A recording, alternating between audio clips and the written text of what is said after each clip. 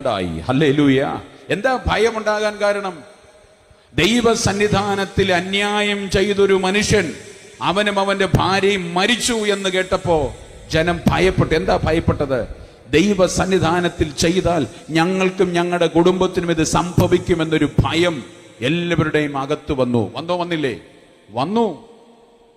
Hallelujah, hallelujah, hallelujah. അതുകൊണ്ടാണ് ഞാൻ പലപ്പോഴും നിങ്ങളോടെല്ലാം പറയുന്നൊരു കാര്യം, നമ്മൾ ദൈവനാമത്തിലും ദൈവിക ശുശ്രൂഷകളെ നമ്മൾ ഒരിക്കലും നിന്ന് കളിക്കരുത്. കാരണം കളിച്ചു കഴിഞ്ഞാൽ ദൈവം അത് അതുപോലെ എന്ത് ചെയ്യും? നമ്മൾ രഹസ്യമായി ചെയ്തതായിരിക്കും, പക്ഷേ അത് വീട്ടിന്റെ മുകളിൽ കയറി പരസ്യമായി പറയുന്ന തരത്തിൽ അത് എത്തിക്കും ദൈവം. ഹല്ലേലൂയ. നമ്മൾ രഹസ്യമായിട്ട് എന്തെങ്കിലും സ്ക്രൂ വെച്ചതായിരിക്കും, പക്ഷേ അതിന്റെ കണ്ണുനീരെന്ന് പറഞ്ഞു കഴിഞ്ഞാൽ നമ്മൾ ഒരാണ്ടും രണ്ടാണ്ടും കരഞ്ഞാൽ തീരുകയില്ല. ഹല്ലേലൂയ.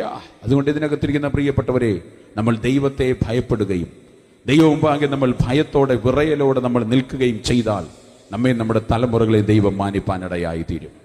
ഹല്ലേലൂയ.